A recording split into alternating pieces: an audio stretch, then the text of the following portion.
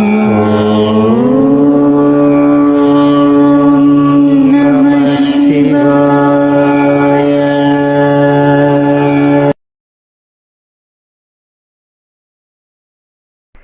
గురుభ్యో నమః. శ్రీమాత్రే నమః. ప్రాచీన శాస్త్రాల అనుసారము ఇంట్లోనికి పశు పక్షులు రావడం ద్వారా మనకి మహత్వపూర్ణమైన సంకేతాలు లభిస్తాయి. వాటిని ఎప్పుడూ కూడా చూసి చూడనట్లుగా వదిలేయకూడదు. మనము ఈ ప్రాచీనమైన కథ ద్వారా మనము తెలుసుకుందాము. ఇంటికి పశు పక్షులు రావడం వలన మనకి ఎటువంటి సంకేతాలు లభిస్తాయి. ప్రాచీన కాలంలో మధ్య దేశంలో ఒక అత్యంత శోభాయమానమైన నగరం ఉంది. ఆ నగరంలో ఒక వ్యాపారస్తుడు ఉండేవాడు. ఆ వ్యాపారస్తునికి ఒక భార్య, 3 పిల్లలు ఉన్నారు. ఆ వ్యాపారస్తుని భార్య పేరు సుకన్య. సుకన్య పతివ్రత అయిన స్త్రీ. కానీ ఆమె ఎప్పుడు కూడా తన భర్తను చాలా ప్రేమగా చూసుకుంటూ ఉండేది. ఇంట్లో అందరినీ కూడా చాలా బాగా చూసుకుంటూ ఉండేది. కానీ సుకన్య చాలా పిసినారిది. ప్రతి రూపాయి కూడా చాలా జాగ్రత్తగా చూసుకునేది. 1 రూపాయి ఖర్చు పెట్టాలి అంటే 100 సార్లు ఆలోచించేది. ఇంట్లో 1 బియ్యపు గింజను కూడా వృధా చేసేది కాదు. ఇంటిని ఎప్పుడూ కూడా శుభ్రంగా ఉంచుకోవడము, ఇంటి బయట ప్రదేశాన్ని కూడా శుభ్రం చేసి రంగవల్లికలను వేయడము, తులసి కోటకు నీటిని పోయడము, తులసికి పూజలు చేయడము, సూర్య భగవానుడికి అర్ఘ్యం ఇవ్వడము, ఇంట్లో నిత్య పూజలు చేసుకోవడము, సంధ్యావిపాసన చేయడము, తను శాస్త్రాలలో చెప్పిన నియమాలన్నింటినీ కూడా పాటిస్తూ ఉండేది. తను ఎప్పుడు కూడా ఆలస్యంగా నిద్ర లేచేది కాదు. తను బ్రహ్మ ముహూర్తంలోనే నిద్రలేచి ఇంటి పనులన్నీ కూడా చేసుకుని సూర్యోదయానికన్నా ముందే ఇంట్లో దీపాన్ని వెలిగించేది. సుకన్య చరిత్రవంతురాలైన గుణవంతురాలైన స్త్రీ. తన లోపల ఉన్న ఒకే ఒక్క లోటు ఏమిటంటే తన పిసినారితనము. తన ఇంట్లో ఉన్న 1 బియ్యపు గింజను కూడా ఎప్పుడూ ఎవ్వరికీ ఇచ్చేది కాదు. తన గుమ్మంలోనికి వచ్చిన యాచకులకి 1 రూపాయి ఏమిటి, కనీసము 1 బియ్యపు గింజను కూడా వేసేది కాదు. తను అనుకునేది, ఎదుట వాళ్ళకి అన్నాన్ని పెట్టి అన్నాన్ని వృధా చెయ్యకూడదు. ఈ బియ్యం మనకే భవిష్యత్తులో పనికొస్తాయని. సుకన్య చాలా పేదరికాన్ని అనుభవిస్తూ ఉండేది. తన భర్త చాలా కష్టపడుతూ ఉండేవాడు. ఇంట్లో అందరి కడుపు నింపేవాడు. సుకన్య ప్రతిరోజు కూడా ఇంట్లో పూజాది కార్యక్రమంలో చేసుకున్న తర్వాత లక్ష్మీ అమ్మవారి ఆలయానికి వెళ్ళి అక్కడ అమ్మకు పూజలు చేసేది. అందువలన లక్ష్మీ అమ్మవారు కూడా సుకన్యపై ప్రసన్నతను చెందింది. కానీ సుకన్య పేదరికానికి కారణము సుకన్య పిసినారితనం కారణంగానే తన అదృష్టానికి అడ్డుగోడలు పడుతూ ఉన్నాయి. లక్ష్మీ అమ్మవారు సుకన్య భక్తి వలన చాలా సంతోషిస్తూ ఉండేది. లక్ష్మీ అమ్మవారు సుకన్యకు సమస్తమైన సుఖాలను కూడా ఇవ్వాలి అని అనుకుంటుంది. దాని వలన సుకన్యకు ఉన్న సమస్తమైన దౌర్భాగ్యము కూడా దూరమైపోవాలని లక్ష్మీ అమ్మవారు అనుకునేది. సుకన్యకు సుఖ సమృద్ధులు ప్రాప్తించాలి అని. అందువలన లక్ష్మీ అమ్మవారు సుకన్యను పరీక్షించాలి అని అనుకుంది. సుకన్య ఇల్లు ఎలా ఉంది అంటే అక్కడికి ఒక పశువు రావడం లేదు, ఒక పక్షి రావడం లేదు. ఎందుకంటే తన ఇంట్లో పక్షులకు 1 గింజ కూడా దొరికేది కాదు. తాగడానికి నీళ్లు కూడా లభించేవి కాదు. సుకన్య ఇంటికి ఎప్పుడు కుక్కలు కూడా వచ్చేది కాదు, ఆవు కూడా వచ్చేది కాదు. ఎందుకంటే వాటన్నింటికీ తెలుసు, సుకన్య ఎవ్వరికి 1 అన్నం మెతుకు కూడా పెట్టదు అని. ఒకరోజు ఒక పక్షి సుకన్య ఇంటికి వచ్చి 4 వైపులా కూడా తిరుగుతూ ఉంది. 1 బియ్యపు గింజ అయినా తనకి కనిపిస్తుందేమోనని. ఆ పిచ్చుక ఎంత తిరిగినప్పటికీ కూడా తనకి 1 బియ్యపు గింజ కూడా తన ఇంటి చుట్టుపక్కల కనిపించలేదు. తను చాలా ఆశ్చర్యపోయింది. ఇక్కడెక్కడ 1 బియ్యపు గింజ కూడా కనిపించడం లేదు, తాగడానికి నీళ్లు కూడా లేవు అనుకుంటుంది. ఈ ఇంట్లో నివసించేవారు చాలా దౌర్భాగ్యులై ఉంటారు. ఆ పక్షి 2వ రోజు కూడా సుకన్య ఇంటికి వచ్చింది. అక్కడ తనకి ఏమీ కనిపించలేదు, 1 బియ్యపు గింజ కూడా కనిపించలేదు. దానివలన ఆ పిచ్చుక చాలా దుఃఖించింది. ఆ పిచ్చుక అనుకుంటుంది, నేను ఈ రోజు ఇంట్లో ఉండేవారితో తప్పకుండా మాట్లాడాలి. ఆ పిచ్చుక సుకన్య ఇంటి ఎదురుగా కూర్చుంది. కొంచెం సమయం తర్వాత సుకన్య ఇంట్లో నుండి బయటకు వచ్చింది. తను చూసేసరికి ఒక పిచ్చుక తన గుమ్మం ఎదురుగా ఎగురుతూ ఉంది. వెంటనే సుకన్య చీపిరి తీసుకుని ఆ పిచ్చుకని తరబడం ప్రారంభించింది. కానీ ఆ పిచ్చుక అక్కడ నుండి వెళ్ళడం లేదు. వెంటనే సుకన్య ఆ చీపురు తీసుకుని ఆ పిచ్చుక వెనకాలే పరిగెడుతోంది. కానీ ఆ పిచ్చుక ఎగిరి మళ్ళీ తిరిగి వచ్చేస్తుంది. చాలాసేపు ఆ పిచ్చుకని తరిమి కొట్టాలి అని సుకన్య ప్రయత్నించి తను అలసిపోయింది. అక్కడ అలా కూర్చుండిపోయింది. మేము ఎంతో కష్టపడి ధాన్యాన్ని సంపాదించుకుంటున్నాము, ఈ పక్షులు ఆ ధాన్యాన్ని పాడు చేయడానికే వస్తాయి అని ఆ పిచ్చుకని చూస్తూ చెప్పింది. నువ్వు ఏమీ మాట్లాడకుండా ఇక్కడి నుండి వెళ్ళిపో, నేను నీకు ఒక్క బియ్యపు గింజను కూడా వెయ్యను. ఆ పిచ్చుక అంటోంది, అమ్మా నేను చాలా దూరం నుండి వచ్చాను, దయచేసి నాకు ఏదైనా తినడానికి పెట్టండి, నాకు చాలా పెద్ద ఉపకారం చేసిన వారవుతారు. అప్పుడు సుకన్య పిచ్చుకతో చెప్తుంది, నువ్వు నన్ను క్షమించు, నేను నీకు ఒక్క బియ్యపు గింజను కూడా ఇవ్వలేను, మా ఇంట్లో నీకు ఇవ్వడానికి ఏమీ లేవు, మేమే రోజు ఆకలితో పడుకుంటున్నాము, ఎదుట వాళ్ళకి ఏం పెట్టగలము. ఆ విధంగా సుకన్య ఆ పిచ్చుకతో అబద్ధాలు చెప్పింది. అప్పుడు ఆ పిచ్చుక సుకన్యతో చెప్తుంది, అమ్మా నువ్వు చాలా పిసినారు దానివి, మీ ఇంట్లో ధాన్యం ఉండి కూడా నువ్వు అబద్ధాలు చెప్తున్నావు, నేను మీ ఇంటికి ఇంకెప్పుడూ కూడా రాను అని చెప్పి ఆ పిచ్చుక అక్కడ నుండి వెళ్ళిపోయింది. రెండవ రోజు సుకన్య ఇంటికి ఒక నెమిలి వచ్చింది. తన భోజనం కోసము అక్కడ ఇక్కడ తిరుగుతోంది. అక్కడ నెమిలికి ఒక్క బియ్యపు గింజ కూడా లభించలేదు. నెమిలిని చూడగానే సుకన్య చేతిలో కర్ర పట్టుకుని నెమిలిని తరుముతూ ఉంది. నెమిలితో అంటుంది, నువ్వు ఇక్కడ ఉన్న మొక్కలను తినకూడదు, నువ్వు వెంటనే ఇక్కడ నుండి వెళ్ళిపోమని చెప్పింది.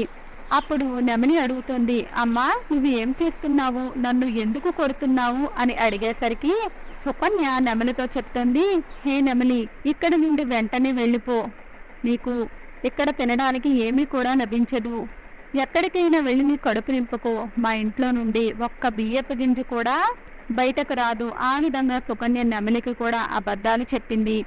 నెమిలి అంటుంది, అమ్మా మీ ఇంట్లో ధాన్యాన్ని ఉంచుకుని కూడా నువ్వు ధాన్యం లేదని అబద్ధాన్ని చెప్తున్నావు, నీ గుమ్మంలోనికి వచ్చిన ఏ ప్రాణికి కూడా నువ్వు 4 గింజలు వేయడం లేదు, ఈ కారణంగా నీకు మహా పెద్ద పాపం తగులుతుంది. సుకన్య అంటుంది, నువ్వు చాలా తెలివైన దానివి, నాకెందుకు పాపం తగులుతుంది, నేను కష్టపడి సంపాదించి అన్నాన్ని తింటున్నాను, ఊరికనే ఎదుట వాళ్ళకి ఎందుకు ఇస్తాను, నేను అలా ఇస్తూ పోతూ ఉంటే నా పిల్లలు ఆకలితోనే మరణిస్తారు, నేను నాకున్నదంతా ఎదుట వాళ్ళకి దానాలు చేస్తూ పోతే నా పిల్లలకి ఎవరు భోజనాన్ని పెడతారు, అందువలన నువ్వు ఏమీ మాట్లాడకుండా ఇక్కడి నుండి వెళ్ళిపో. నెమిలి అంటుంది, నువ్వు అసలు దయలేని దానివి, నేను ఎప్పుడూ కూడా మీ ఇంటికి రాను. ఆ తర్వాత నెమిలి ఒక ఏకను ఇంటి ముందు వదిలి అక్కడి నుండి దుఃఖంతో వెళ్ళిపోయింది. సుకన్య ఆ నెమిలి ఈకను కూడా బయట పడేసింది. ఆ తర్వాత ఒక ఆవు సుకన్య ఇంటికి వచ్చింది. సుకన్య కర్రని చూపించి ఆవును తరవడం మొదలుపెట్టింది. గోమాత అంటుంది, అమ్మా నేను చాలా రోజుల నుండి ఆకలితో ఉన్నాను, నాకు ఏదైనా తినడానికి పెట్టమని అడిగింది. సుకన్య ఆవుకి కూడా ఏమీ పెట్టలేదు. ఈ విధంగా కుక్క, పిల్లి, కాకి, పావురము, గుడ్లగూబ సమస్తమైన పక్షులు కూడా సుకన్య ఇంటికి వచ్చాయి. కానీ సుకన్య ఒక్క పక్షికి కూడా ఒక్క గింజ కూడా వెయ్యలేదు, అందరినీ కూడా తరిమేసింది. ఆ సమస్తమైన పక్షులు కూడా ఆకలితో దాహంతో వెళ్ళిపోయాయి. మళ్ళీ తిరిగి సుకన్య గుమ్మంలోనికి ఎప్పుడూ కూడా రాము అని చెప్పి దుఃఖంతోనే వెళ్ళిపోయాయి. ఒకరోజు సుకన్య ఇంటి లోపలికి గబ్బిలం వచ్చింది. అది సుకన్య ఇంటి పైకప్పును పట్టుకుని ఒక మూల దాక్కుని ఉంది. సుకన్య ఆ గబ్బిలాన్ని గమనించలేదు. ఆ గబ్బిలం ఏమీ అడగడం లేదు, ఏమీ మాట్లాడడం లేదు. ఏమీ మాట్లాడకుండా ఆ పైకప్పును పట్టుకుని అక్కడే ఊగుతోంది. రెండవ రోజు రాజుగారి సిపాయిలు అనుకోకుండా సుకన్య ఇంటికి వచ్చారు.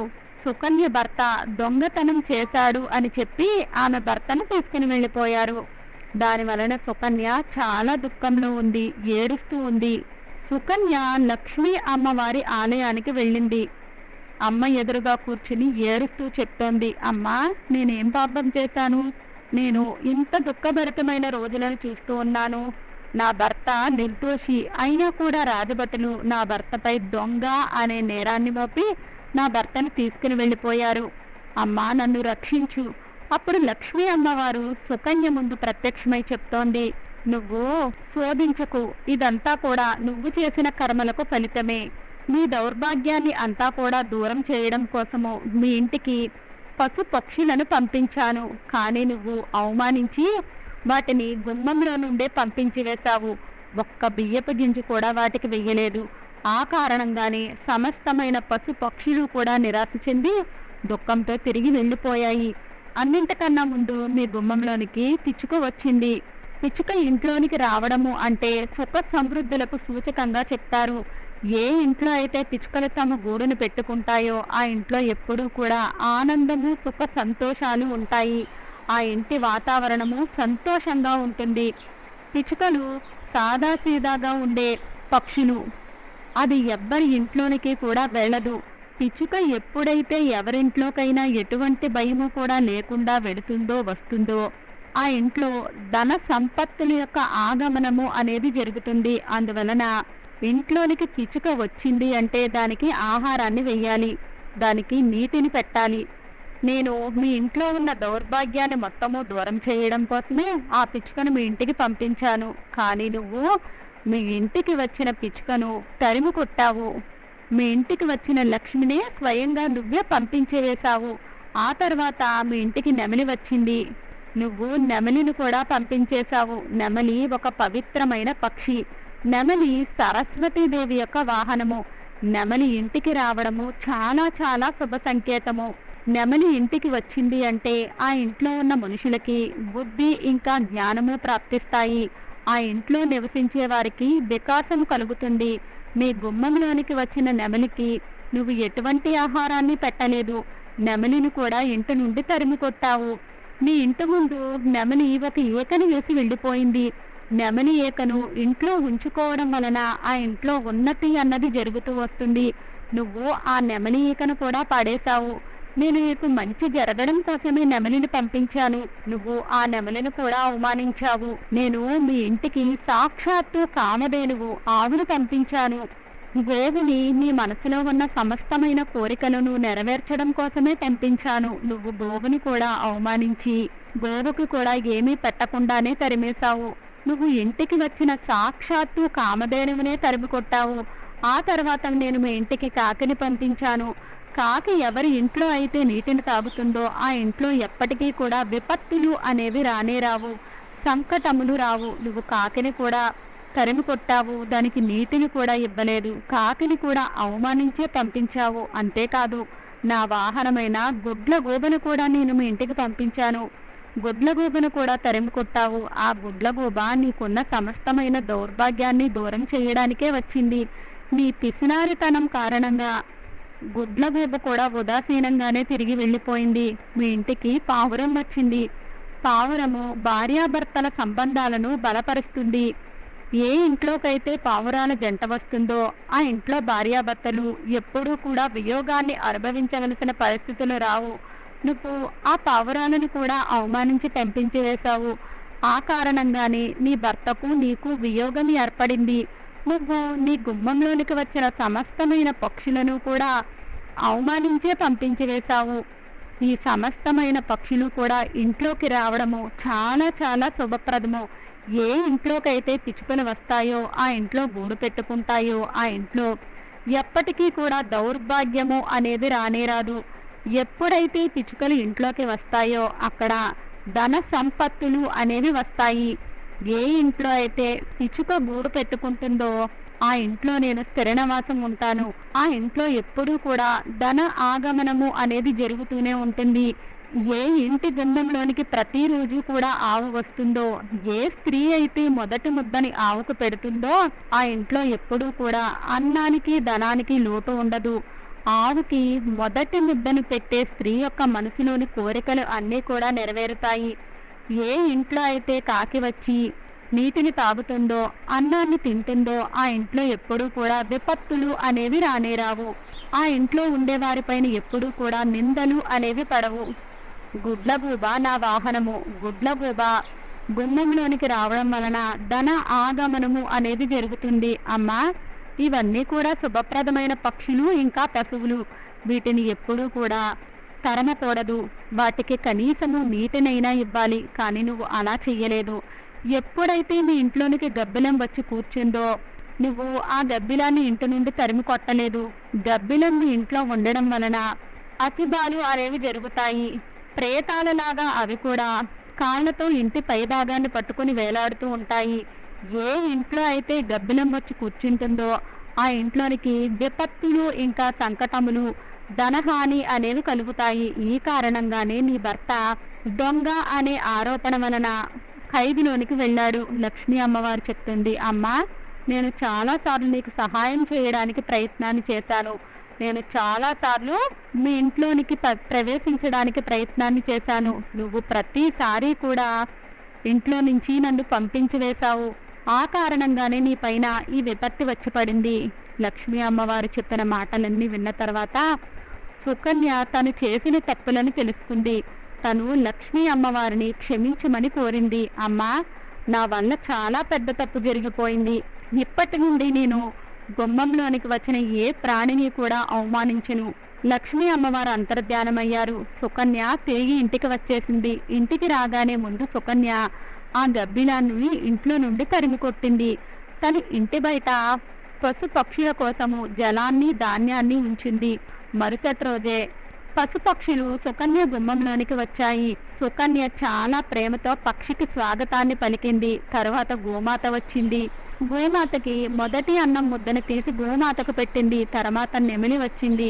నెమిలికి కూడా సుకన్య ధాన్యాన్ని వేసింది. ఆ విధంగా సమస్తమైన పశు పక్షులు కూడా సంతృప్తి చెంది తిరిగి వెళ్లిపోయాయి. మరుసటి రోజు సుకన్య భర్త గుర్రం మీద కూర్చుని ఇంటికి వచ్చాడు. తన చేతిలో పెద్ద మూట ఉంది. సుకన్య తన భర్తను చూసి చాలా సంతోషించింది. అతని పాదాలకు నమస్కరించి ఆశీర్వాదాలను తీసుకుంది. సుకన్య భర్తను అడుగుతుంది, ఆ మూట ఏమిటి అని. సుకన్య భర్త చెప్తున్నాడు, నన్ను రాజుగారు దొంగ అనుకుని తీసుకుని వెళ్లారు. కానీ రాజుగారికి తెలిసింది నేను దొంగతనం చెయ్యలేదు అని. ఆయన చాలా పశ్చాత్తాపడ్డారు. రాజుగారు నన్ను క్షమాపణలు కోరి చాలా ధనాన్ని ఈ గుర్రాన్ని ఇచ్చి నన్ను పంపించారు.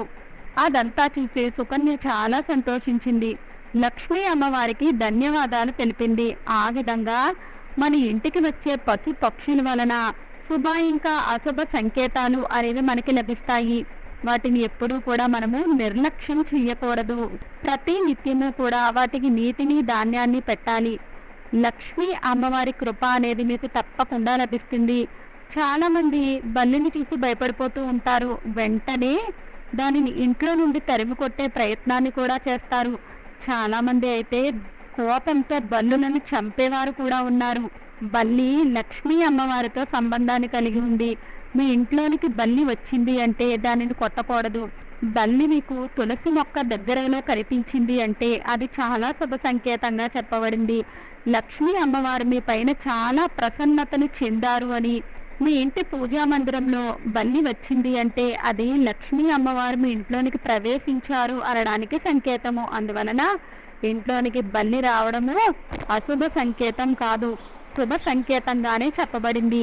వీడియో నచ్చినట్లయితే లైక్ చేయండి. వీడియో నచ్చినట్లయితే మన విరాట్ మంత్ర ఛానల్ని లైక్ చేయండి, షేర్ చేయండి, సబ్స్క్రైబ్ చేసుకోండి. వీడియో నచ్చినట్లయితే కామెంట్ బాక్స్లో జై శ్రీరామ్ అని తప్పక కామెంట్ చేయండి.